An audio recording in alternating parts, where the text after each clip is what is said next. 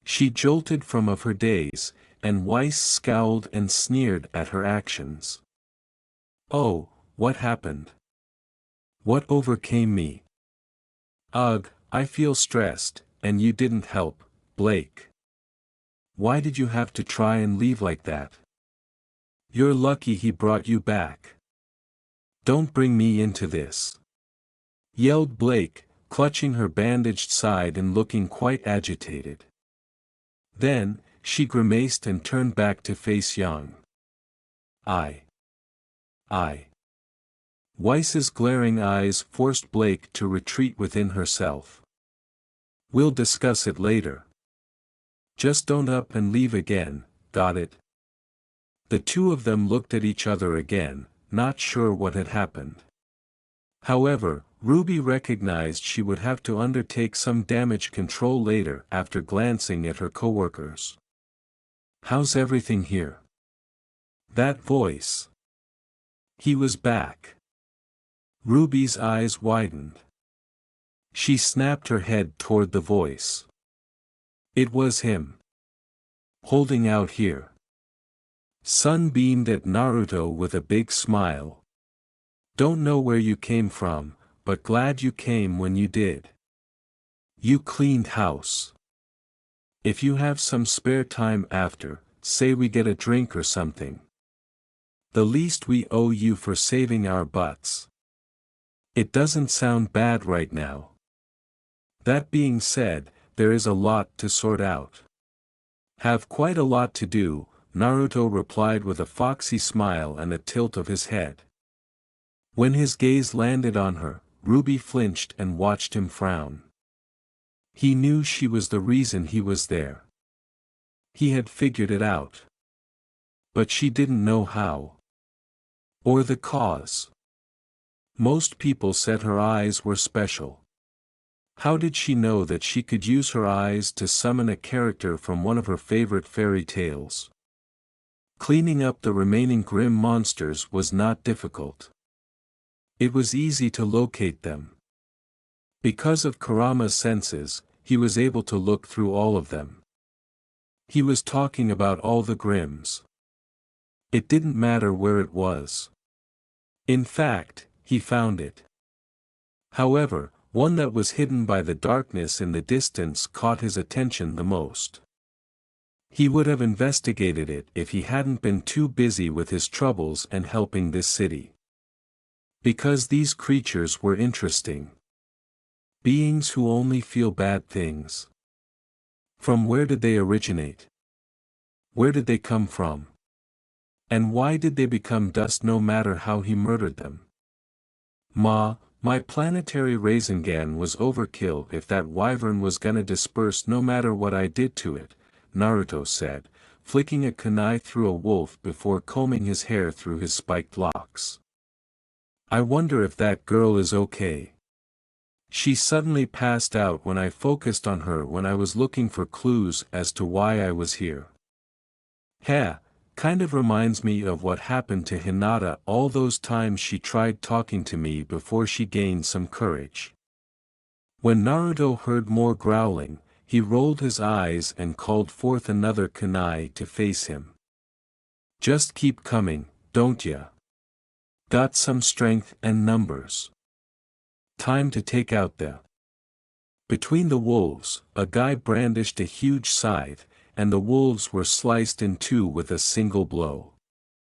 Back turned his back on him, a scythe resting on his shoulder. He seemed to be striking a fashionable pose. It was an excellent introduction, though. Even though he gave it to the man after watching the full entrance, he thought it was impressive and gave it 4 stars.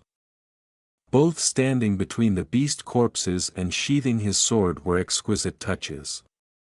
Did he transform his weapon into a great sword as he put it away on his back? 5 stars. What he wanted was that weapon. Trash. Neat. Naruto quietly ended, avoiding the meeting being ruined by his enthusiasm at seeing such a powerful weapon.